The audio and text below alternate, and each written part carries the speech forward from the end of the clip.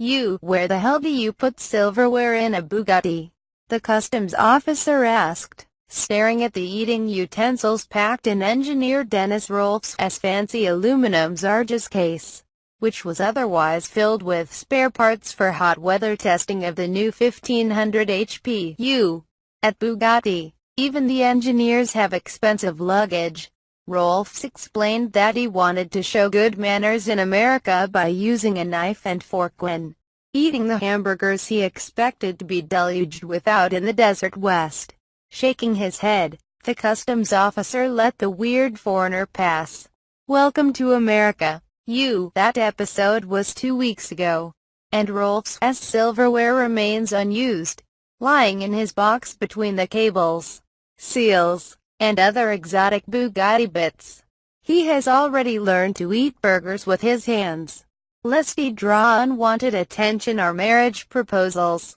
And those same hands are currently on the steering wheel of PT510. That's the glamorous name for our blue and white development car, what the industry calls a pre-series model from the earliest stages of production. Together with 3 more Chiron development cars, PT510 is cruising on 120-degree tarmac.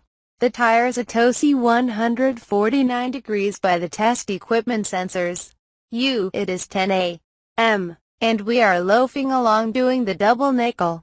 55 mph is not even 1/4 the car's top speed. The crankshaft of the huge 8.0-liter, 16-cylinder Gorgon in back turns lazily at 1,500 revolutions per minute in 7th gear.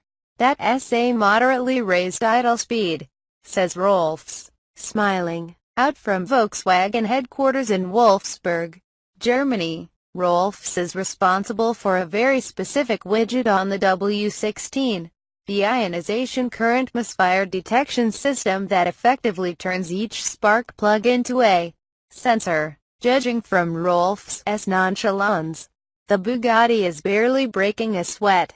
This despite the fact that it is being slow-roasted on the pavement of